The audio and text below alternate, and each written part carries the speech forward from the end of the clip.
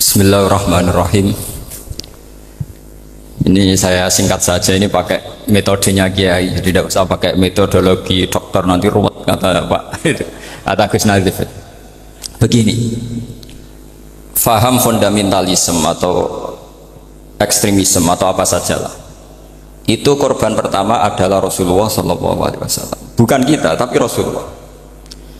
Karena mindset pikiran orang-orang yang memaksakan garis lurus itu pokoknya seperti ini. Misalnya begini, nubuah, cara berpikir Nabi itu beda dengan cara berpikir orang banyak. Jadi kalau Rasulullah itu punya teman, misalnya Abu Bakar, Umar, Utsman, Ali, teman-teman yang biasa heroik, biasa pahlawan. Ciri khas heroik itu adalah dia suka memberi. Itu kalau Nabi dapat ghanimah itu tidak dikasih. Karena cara berpikir Nabi, orang yang biasa baik, biasa memberi, biasa pahlawan, biasa patriotis, kalau biasa dikasih ini jadi pasien. Masa biasa jadi pahlawan, sekarang jadi apa? Pasien. Ini pikiran Nabi. Tapi pikiran orang-orang Khawarij beda. I'dil ya Muhammad. Muhammad, kamu itu harus adil. Bagaimana mungkin kita-kita ini yang lama ikut perang, kemudian yang mendapat bagian banyak ini orang yang baru bergabung sama Islam. Nabi masih rileks, masih jawabnya ada emosi, masih rileks. Wa may ya'dilu di dalam adil. Kalau saya ada adil, lalu siapa yang paling adil? Umar tidak serantan cara Jawa itu, emosi sekali. Khalid bin Walid, dan ya Rasulullah adrikumullah, saya kasih izin atau biarkan saya membunuh orang itu. Tapi apa kata Rasulullah? Jangan, nanti saya dikira membunuh sahabat saya sendiri. Rata-rata syarikul hadis mengatakan itu namanya dzulkhuwaisir. Artinya begini, ketika Anda berpikir bahwa adil adalah pembagian secara rata, Anda akan menabrak pikiran kedua, dan itu korbannya adalah Rasulullah Muhammad SAW. Ternyata terusannya cerita seperti ini. Ini biar sampai tahu sejarah fundamentalisme atau ekstremisme. Orang-orang kayak, saya sebut contoh ya, karena saya punya tradisi ahli hadis. Ketika beberapa orang dikasih Rasulullah, ada yang dikasih kambing sampai 100, sampai unta 100, sampai ada yang dikasih mabinan jabatan, itu pernah dihitung sekitar 4.000. Sementara sahabat-sahabat muhajirin gak dikasih apa-apa, orang Ansor juga gak dikasih. Setelah mereka dikasih, ya pulang, sudah dapat ya pulang. Ketika Nabi digugat, itu peristiwa Hunain juga beberapa kali dialami Nabi. Apa kata Rasulullah? Ama tartona ayarji'an nasu bisyati wal ba'ir wa tarji'una antum bi Rasulillah sallallahu alaihi wasallam ila rifat. Orang Jawa ngeten, lihat, mereka ketemu saya ini Nabi, saya ini Rasulullah, tapi mereka minta saya itu kambing. Setelah saya kasih kambing, ya mereka pulang. Bayangkan kalian orang Ansor, kamu pulang itu membawa saya. Enak mana? Untung mana? Bawa kambing sama bawa Rasulullah. Baru orang Ansor nangis. Rodina ya Rasulullah, rodina. Akhirnya Rasulullah ikut pulang. Orang Ansor ke Medina. Orang-orang Bedui Mekah yang baru Islam, gak ngurusi Rasulullah, sementara untuk wedus pulang. Saman milih jadi orang Bedui apa orang Ansor? Ansor. Sekarang ya seperti itu. Kamu biasa heroik, biasa ngasih kiai kamu, ngasih hadiah kamu, biasa ngasih ibu kamu uang.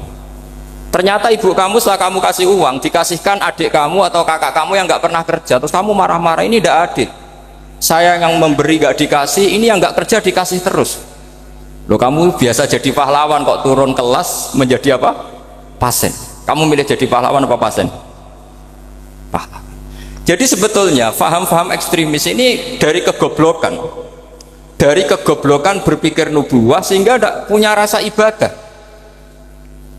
Nah ini yang menjadi orang-orang ekstrim.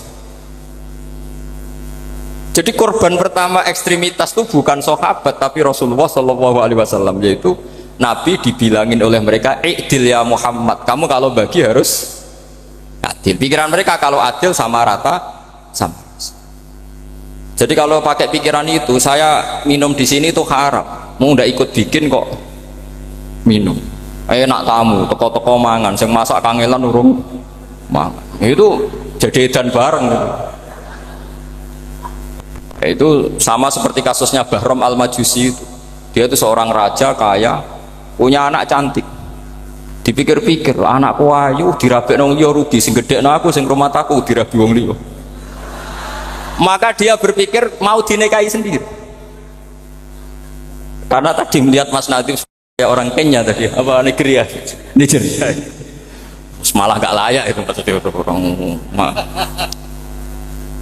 Ini Mas Nadiem ini termasuk harus mendukung gerakan tidak ekstrim. Nyawanya masih itu karena barokahnya beliau agak-agak gitu. Tapi nggak sampai liberal ya, agak-agak pokoknya itu. Karena ketika ada gerakan ekstrim di Mesir, itu termasuk dia DPO. Ternyata setelah ada intelijen, beliau pas buka itu nggak makan dulu tapi rokok dulu. Wah ini mesti orang sekuler, nggak ekstrim. Akhirnya nyawanya sampai sekarang itu barokahnya rokok pas iftar itu pas. Tanya ini masih hidup ya Mas ya? Ya pernah sepuh sama saya. Jadi pikiran-pikirannya Bahram itu seperti itu. Walhasil akhirnya Bahram itu menikahi anaknya sendiri. Masyhur itu dalam cerita. Jadi ceritanya itu ada seorang wali tidur di Masjid Haram sama Rasulullah, ditemuin gitu. Terus kata Rasulullah, salam saya untuk Bahram Al-Majusi. Ternyata dicari-cari nggak ada Bahram lain kecuali Bahram yang berdua, bahkan anaknya sendiri mau dinikahi. Ya cara berpikir karena seperti itu. Kalau kita berbuat banyak harus dapat. Itu bahaya. Bahaya sekali karena kalau dalam teori beragama itu al-yadul ulya khairum minal yadis sufla. Kalau biasa ngasih ya ngasih saja, itu heroik. Itu bagus. Jangan biasa ngasih sekarang bermental apa? Pas. Makanya saya itu kalau ngajar di pondok yang dulu pernah saya belajar di situ atau yang pernah sepuh itu, dikasih itu bingung. Karena saya ya masih waras itu. Jadi kalau dikasih itu bingung. Tapi banyak juga guru-guru yang dulu ngaji lama setelah ngajar di pondok alma maternya nuntut. Itu saya tidak tahu gitu. Itu sudah ada agak-agak kayak itu tadi. Walhasil si Bahram tadi itu, ini cerita harus saya teruskan karena nggak boleh diputus. Dapat salam dari Rasulullah. Ternyata di balik nakalnya dia itu pas mau bulan pertama, malam pertama itu ada seorang janda sepuh ke situ. Ganggu dia tentu ya. Ketika dikejar pulang lagi sampai 3 kali. Dia tanya, kenapa Bu kamu begitu? Katanya, saya ini anak-anak saya kelaparan. Kalau saya pulang anak-anak saya nangis minta makan. Saya ingin minta Anda. Tapi setelah saya ingat Anda ini majusi, saya mukmin, saya mukminah, saya pulang. Ya sudah Bu, kamu di rumah saja. Nanti saya kirimi makan. Dikirimi sendiri, padahal dia seorang raja, orang kaya. Barokahnya itu dia dikasih tobat sama Allah. Dan paginya ketemu tamu yang mengirimkan salam dari Rasulullah SAW. Akhirnya Bahram ini menjadi muslim. Tapi intinya berpikir seperti tadi itu salah, bahwa kalau saya berjasa banyak harus mendapat apa? Ini cara berpikir orang-orang Khawarij. Begitu juga era Sayyidina Umar, era Sayyidina Utsman, Ali. Itu juga ngalami orang-orang yang ekstrim. Misalnya begini, saya contohkan korban-korban ekstrim yang real. Sayyidina Ali itu masyhur, dia punya musuh besar namanya Muawiyah. Karena permusuhan ini tidak bisa dihindari. Jadi kalau dalam fikih Islam, ini anak-anak saya ajari fikih. Kalau orang mukmin membunuh orang mukmin itu hukumnya dosa besar apa kecil? Besar. Itu di bab kisos. Tapi orang fikih itu unik. Di fikih itu ada kitabus siyal namanya. Di takrib ada kitabus siyal. Dan di situ ada penjelasan mangkutila duna mali fahuwa syahid. Orang yang dibunuh karena membela hartanya atau keluarganya, itu dia mati syahid. Kalau dia posisi membunuh, maka malingnya atau penjahatnya muhaddarun damu, nggak punya hak nuntut kisos karena dia anggap nggak ada artinya darah. Nah sekarang begini, suatu saat ada garong ke rumah Anda, ingin membunuh Anda karena ingin mengambil harta Anda. Anda ingin ingat status mukminnya atau status garongnya. Terus kamu mau dibunuh diam aja, saya tidak mau membunuh orang apa. mukmin atau membunuh orang muslim. Nah, kesulitan yang dialami Sayyidina Ali seperti itu. Orang-orang Khawarij cara berpikir Ali ku geblek, wong mukmin kok pengen mateni mukmin. Muawiyah ya geblek pisan, wong mukmin kok pengen mateni orang mukmin. Padahal suasana sudah kacau. Ketika seorang penjahat mau membunuh yang punya rumah dan yang punya rumah ingin membunuh penjahat, itu namanya mukmin bentrok sama orang mukmin. Apa orang benar sahibul hak ingin mempertahankan haknya? Tidak sampai saya tanya. Itu sahibul hak, yaitu yang punya rumah ingin mempertahankan haknya. Meskipun dalam duel ini kadang terjadi pembunuhan. Nah di sini ini ya ulama ahli sunnah menyebut masalah ijtihadiyah. Kelompoknya Sayyidina Ali mempertahankan nyawanya meskipun dengan cara membunuh pasukan Muawiyah. Pasukan Muawiyah juga mempertahankan nyawanya meskipun harus membunuh pasukan Ali. Zaman itu susahnya ijtihad seperti itu. Tapi orang Khawarij cara berpikir enggak, ini biang keladi masalah itu Ali sama Muawiyah. Akhirnya mereka malah rapat, ya sudah dua-duanya bunuh saja. Ya masyhur tuh, akhirnya Sayyidina Ali dibunuh oleh orang Khawarij. Makanya ini penting ya, pentingnya ngaji seperti ini. Jadi kamu harus dilatih berpikir nubuwah. Ya dilatih berpikir apa? Nubuwah, disebut al ulama warasatul. Meskipun dengan cara yang ekstrim, tapi pikirannya saja, jangan perilakunya. Saya punya contoh sekian kasus, sekian tragedi. Misalnya begini, saya itu dulu punya teman, dia soleh, bisa baca Fathul Mu'in. Dia itu janggal, bilang sama saya, Gus, tidak biasanya Rasulullah itu agak-agak nyindir orang fakir. Ini kok ada hadis kadal fakru ayakuna kufur, bahwa kefakiran itu mendekati apa? Kekufuran. Dia itu aneh sekali. Biasanya tidak biasanya Rasulullah kritik seperti itu. Walhasil ini singkat cerita, anak ini ngalami satu trauma. Dia itu miskin, gara-gara miskin gitu jadi burunya orang non muslim dan sering disuruh nganter majikannya itu ke tempat-tempat lokalisasi. Dia mulai mikir, ini gara-gara fakir saya harus nganter orang ke lokalisasi. Mulai ingat dia, Sodaqah Rasulullah, ini gara-gara fakir saya jadi pengantar orang ke lokalisasi. Suatu saat majikannya itu benar-benar bangkrut, malah tidak disuruh nganter, pokoknya carikan yang cantik bawa sini. Pusing, waduh. Nah, dia akhirnya walhasil lari terus keluar, terus dia cerita betapa ekstrimnya fakir, sehingga gara-gara fakir saya harus jadi penolong orang yang mau apa maksiat. Anda boleh berpikir ekstrim, tapi ekstrim dalam melawan kemungkaran, yaitu tadi saya nggak boleh jadi fakir, tapi takutnya fakir yang nanti jadi alat kemaksiatan. Imam Ghazali juga punya contoh seperti itu. Imam Ghazali pernah marah besar ketika tren di Baghdad itu orang belajar fikih semua. Hatta la yakuna thamma tabibun illa min ahli dhimmah, kata beliau. Sampai di Baghdad itu tidak ada dokter kecuali orang kafir dhimmah. Akhirnya kalau ada ulama sakit, saya masih ingat pas kecil, kalau ada ulama sakit itu tidak boleh dibawa ke rumah sakit, takutnya ketemu dokter muslim, non muslim malah disuntik langsung apa? Mati. Akhirnya ulama saat itu berfatwa, orang Islam harus ada yang jadi dokter. Banyaklah gus-gus yang sekolah ke dokter. Yang masyhur ya seperti Sahal bin Abdul Fattah. Itu dulu putranya Ki Fattah yang menolong Mbah Mahfud saat sembunyi. Saking idolakannya Basal, anaknya dinamakan Sahal, tapi dia jadi dokter spesialis bedah. Begitu seterusnya urusan negara. Dulu itu orang jabat itu tidak boleh, karena jabat itu dekat dengan syubhat, dekat dengan haram. Tapi gara-gara pejabatnya non muslim, kalau bikin aturan ya ala non muslim. Ulama akhirnya sadar, andaikan kita yang jabat pasti tidak seperti itu. Bisa bikin perda ini, bisa bikin pelaturan begini yang menguntungkan Islam. Nah, jadilah banyak pejabat yang sekarang muslim. Tempat-tempat maksiat di obrak-abrik sama Satpol PP macam-macam, kita untung. Tapi kalau orang-orang Khawarij pikirannya pokoknya pejabat itu dekat dengan haram, dekat dengan syubhat. Padahal dengan kita jabat bisa bikin perda atau apa yang menguntungkan Islam. Kemudian menjadi masalah baru secara fikih. Ini adik-adik dengerin biar kulino senam fikih.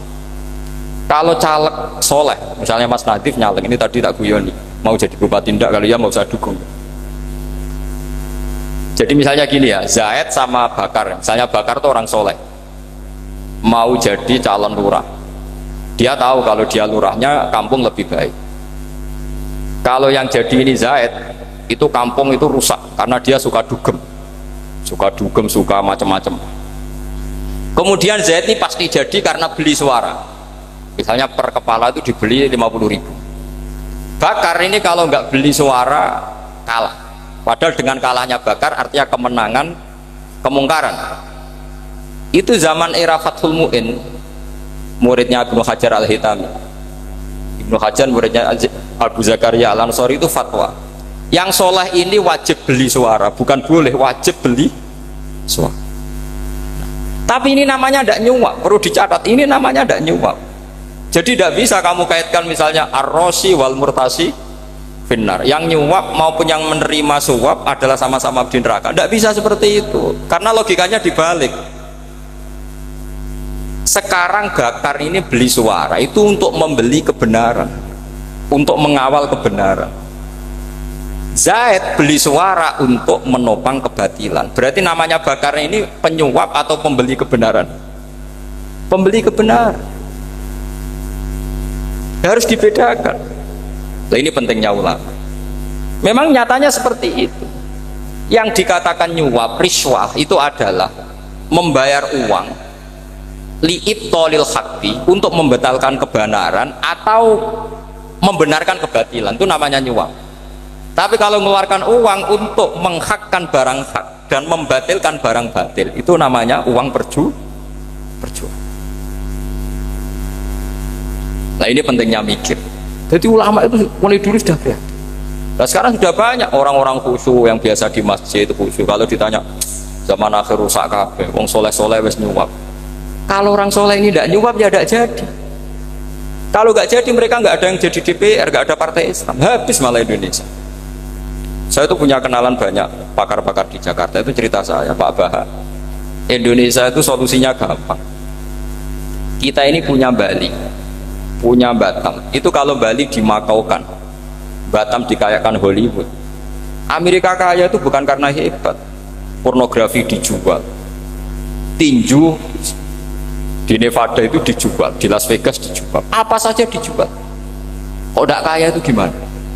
Sementara Indonesia mau aur-auran gitu sungkan partai Islam.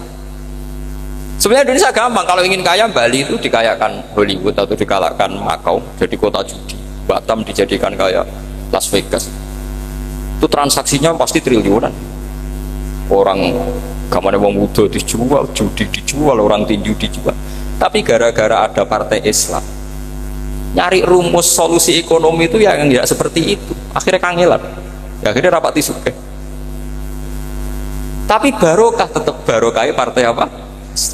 Yang menangnya caleg-calegnya rata-rata ya beli. Kalau tidak beli habis. Saya bukan menghalalkan nyuap, enggak. Kalau nyuap tetap haram ila yaumil qiyamah. Tapi kalau suratul masalah seperti ini kamu mengatakan suap, itu beda. Ini suratul masalah yang tidak ada kaitannya dengan suap. Asal lawannya batil ya. Kecuali lawannya sama-sama hak. Dua calon di kampung itu soleh sama soleh. Ini yang soleh bayar nggak boleh, karena siapapun yang jadi soleh itu tidak boleh. Makanya kalau cari musuh yang dolim biar halal ya.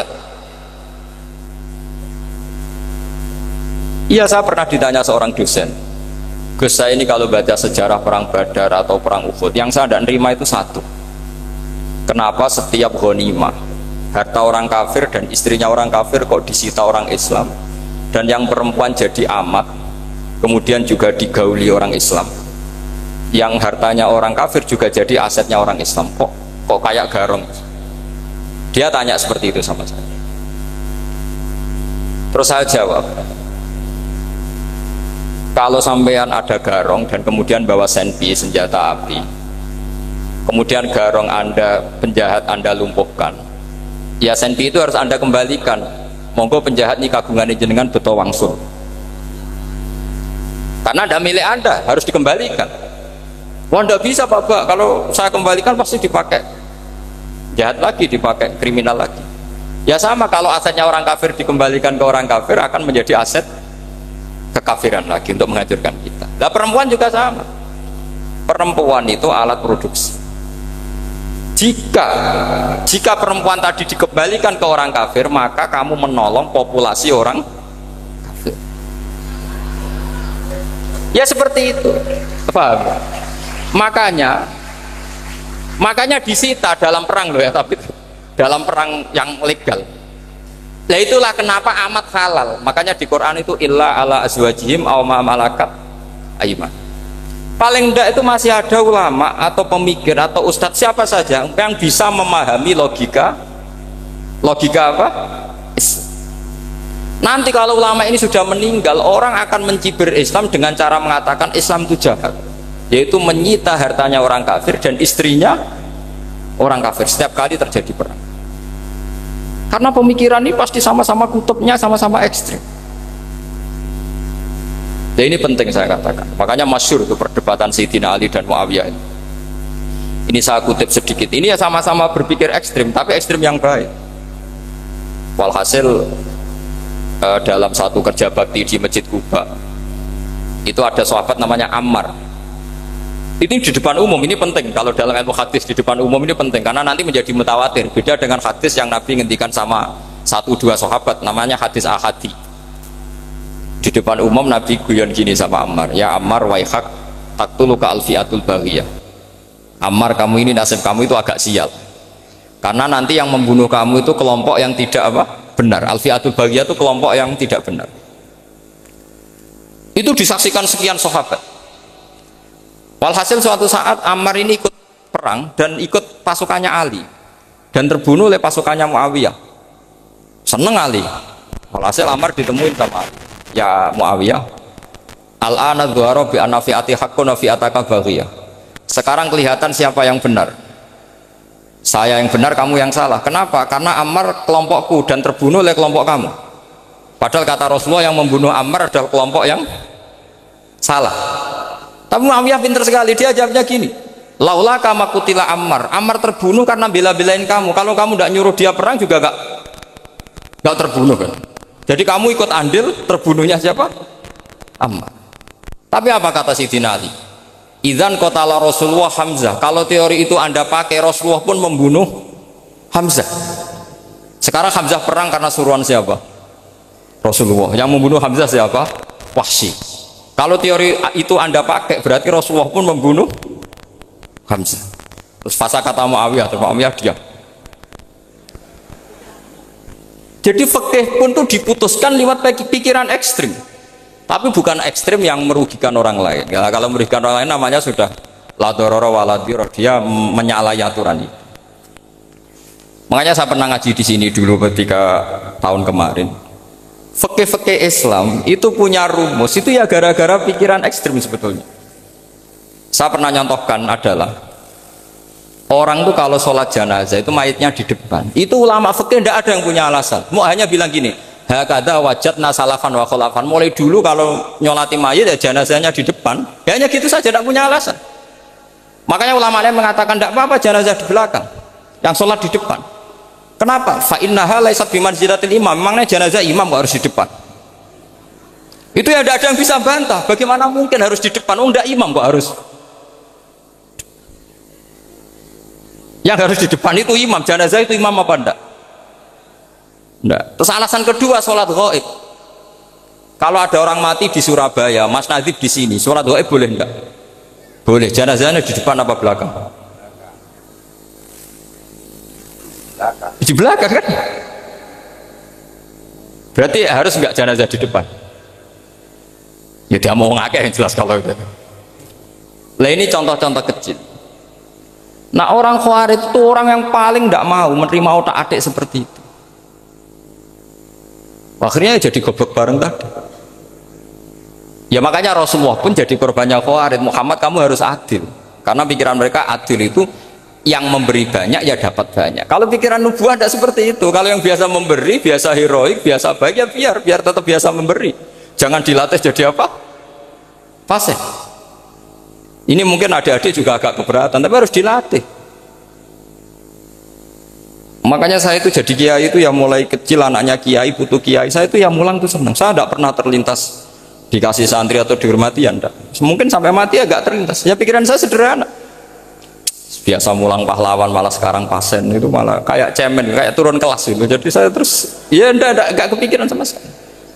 Loh kalau saya minta sama Allah karena itu atasan saya.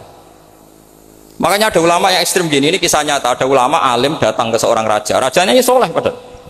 Ternyata pas raja itu berdoa, ya Allah saya kasih ini. Padahal ulama tadi itu mau mengajukan proposal, mau minta apa gitu. Terus dia pulang, ketika ditanya, Pak Kiai kenapa pulang? Ternyata raja itu minta zat yang sama yang saya mintai. Kalau raja saja masih minta, ngapain saya minta raja? Saya akan minta zat yang dimintai raja. Terus pulang dia. Wah itu ya pikiran ekstrim, tapi bagus ekstrimnya. Saya akan minta zat yang dimintai raja. Kalau sampean kan enggak, uteke saya les, sholat dinteni, tetap jalo. Oh, orang mikir seperti itu. Memang salah didik, salah itu tadi. Nah, ini harus dilatih. Masyhur itu ketika Nabi pas Fathu Makkah itu, orang-orang Ansor komentari Nabi gini, ketika Nabi sangat happy di Mekah, sangat enjoy di Mekah, kata orang-orang Ansor, amar rojul fa'adroka durok fatun fi ahli wa ulfatun fi asyiroti. Namanya orang pasti happy kalau di kampung halaman. Jangan-jangan Rasulullah itu nanti hidup di Mekah lagi, karena Mekah sudah dikuasai orang Islam. Beliau pasti kangen sama keluarga, sama Mekah. Tapi ya sama, ketika Rasulullah mulai mengasih-ngasih itu, orang-orang Quraisy dikasih banyak, orang Ansor juga pikirannya seperti itu. Baru orang Ansor dilatih pikiran nubuwah, yaitu tadi mereka itu dapat kambing, dapat sapi terus pulang. Kamu mendapat saya, milih mana? Milih Rasulullah Shallallahu Alaihi Wasallam. Sekarang kamu saya balik. Kamu punya kiai, kamu bisa memberi hadiah, memberi beliau. Suatu saat kiai Anda ini kaya raya, terus sering ngasih orang-orang yang nggak pernah berjasa. Kamu nggak pernah dikasih. Itu kalau pakai pikiran khawarij, kiai ini salah karena ngasih orang yang tidak berjasa. Tapi kalau kamu pakai pikiran nubuah, enggak. Alhamdulillah saya tetap istiqomah memberi kiai itu. Dan alhamdulillah enggak dibales. Semoga balasannya di akhirat. Ya sudah seperti itu. Kalau pakai pikiran gengsi tadi seperti itu. Masa biasa memberi sekarang posisi diberi, saya rak turun kelas. Jadi sebetulnya pikiran ekstrim itu boleh, tapi untuk yang seperti ini bukan ekstrim yang tadi. Makanya ini disebut al-hujjat. Al-hujjat itu satu logika yang bisa mematahkan asumsi awal. Nah, ini saya harap santri-santri matolek putra maupun putri berpikir seperti ini, sehingga sama. Jadi misalnya sekarang dibalik, kalau ada orang NTT yang masih non muslim, itu orang kafir yang harus dibunuh atau orang kafir yang harus didakwai. Mesti pikirannya itu, kalau Nabi itu ya semua yang didakwai Nabi dulu orang kafir. Nah, ketika Nabi di Mekah itu pertama ketemu orang kafir itu dibunuh atau didakwai? Didakwai. Ya berarti pilihan sekarang ya didakwai bukan dibunuh. Nah soal perang itu perang itu beda dengan membunuh. Ada janjinya, ada macam-macamnya, terus nggak ada solusi, itu baru ada apa? Perang. Jadi kalau sudah dibalik-balik gitu, makanya kata ulama-ulama, khawarij itu pasti salah. Pasti salahnya adalah kalau orang tidak benar ya dibenarkan, bukan dibunuh.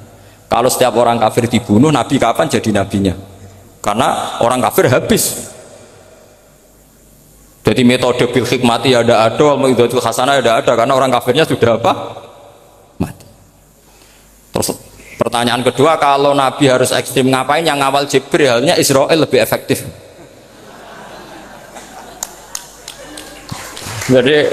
Jadi kalau sama-sama ingin ekstrim, Nabi itu nggak usah dikawal Jibril, kan tidak efektif kan? Harusnya yang ngawal itu siapa? Israel. Kan nggak repot. Nah, jadi saya mohon ini saya cerita. Jadi korban pikiran ekstrim itu bukan siapa-siapa. Pertama itu Rasulullah. Akhirnya Rasulullah menjelaskan, ya beginilah cara berpikir nubuwah. Saya kira demikian. Nanti mungkin kalau ada tanya-tanya, ada pertanyaan. Yang jelas kalau seputar ekstremitas itu bisa latihan. Ya, sebenarnya bisa latihan di fikih. Karena fikih ini cerminan dari pikiran ulama. Ya, cerminan dari pikiran apa? Ulama yang tidak tekstual. Ya, seperti gini ya. Tasaddaqa Rasulullah so'an min tamrin au so'an min aqidin. Ketika zakat fitrah itu Rasulullah mengeluarkan satu sok tamar. Tamar itu kurma. Kalau menurut tekstual berarti zakat fitrah harus pakai kurma. Tapi semua ulama sedunia mengatakan kuti ahlil balad. Hanya dalam konteks Indonesia ya pakai apa? Beras. Berarti kata tamar diganti kut. Diganti apa? Kut. Jadi orang itu jangan diajak goblok bareng. Masa Nabi ngendikan tamar harus apa? Makanya saya pernah debat. Pak Nabi itu cingkrang. Kenapa orang-orang itu rata-rata tidak cingkrang? Saya bilang Nabi itu hidupnya di Mekah. Kenapa Anda hidup di Indonesia? Iya, Nabi itu hidupnya di Mekah. Terus saya tanya lagi, Nabi itu hafal Quran, kamu udah hafal? Saya hafal Quran. Kalau cingkrang gampang, karek ngetok kata saya. Ya, kalau anak sunnah Rasul Nabi hafal Quran enggak? Hafal kan? Berarti kalau ikut sunnah Rasul hafal Quran. Jangan cingkrang tok, ya hafal apa? Ya sama poligami juga gitu yang tadi diceritakan Mas Natif itu. Nabi itu poligami setelah Khadijah meninggal. Apa mereka mau nunggu istri pertama meninggal? Kalau ingin persis loh, kalau ingin persis nunggu istri pertama meninggal. Ayo. Tidak mau juga kan? Ya biasa saja lah. Pokoknya yang dihalalkan syariat ya kita bilang halal, yang diharamkan kita bilang apa? Tidak usah sok suci sunnah Rasul. Saya punya banyak cerita. Abu Bakar itu dulu sering menghindari sunnah Rasul. Dulu Rasulullah itu kalau ada orang minta ya dikasih. Ketika era Abu Bakar bikin Baitul Mal. Ketika ditanya ini zaman Rasulullah tidak ada, kata Abu Bakar, huwa Rasulullah. Beliau itu Rasulullah. Mau gak dimanage ya negara tertib. Umar bikin pasukan itu diangkat negara. Kalau dulu zaman Nabi yang ikut perang bahaya, yang tidak perang namanya munafik. Era Umar tidak, militer itu ditunjuk. Ya digaji pakai Diwanul Murtaziqah. Ketika ditanya kenapa tidak kayak Rasulullah, huwa Rasulullah, mau tidak tertib pun tetap negara stabil. Karena ada karismanya. Jadi kadang-kadang dalam banyak hal itu kita malah tidak boleh persis Rasulullah karena kadang banyak khususiyah. Yaitu contoh yang paling masyhur di fikih ya kayak Nabi itu nikah 9 itu khususiyah. Dalam strategi juga sama. Dalam strategi memanage negara juga sama. Banyak sahabat yang punya ide yang zaman Nabi itu tidak ada. Ketika ditanya kenapa tidak persis Nabi, katanya huwa Rasulullah. Ya Rasulullah itu meskipun seperti itu, meskipun tidak tertib secara rasional, tetap dikawal wahyu, makanya negara baik-baik saja.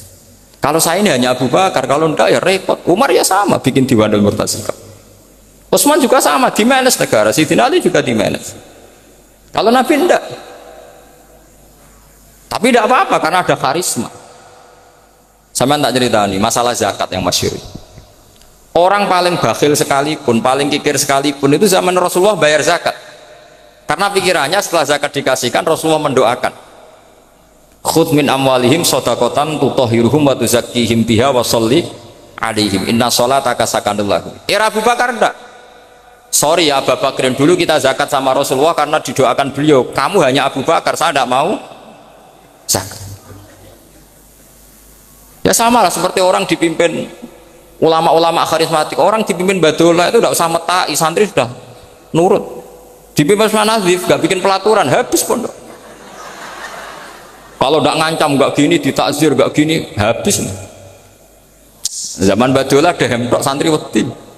Mas Nazif dehem enggak. Nah, makanya Rasulullah itu tidak banyak bikin pelaturan.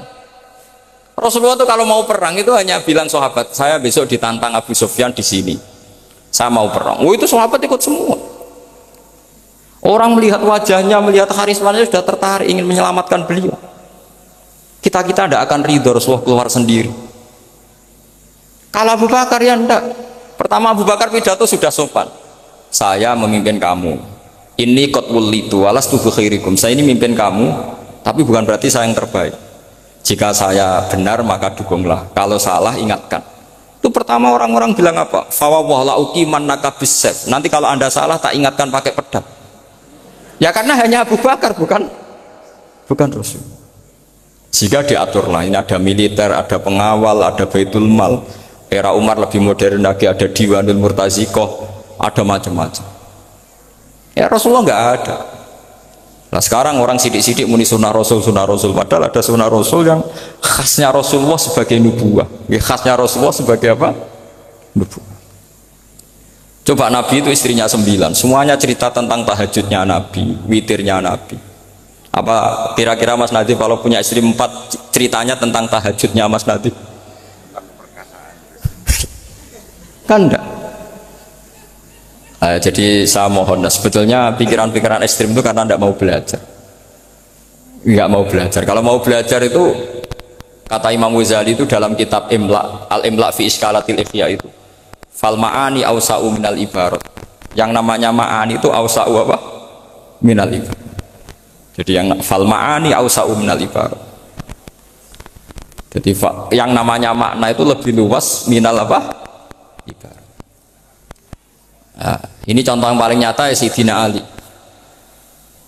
Ketika Sayyidina Ali perang sama Muawiyah, itu Sayyidina Ali bilang sebaiknya Muawiyah kirim delegasi mediator.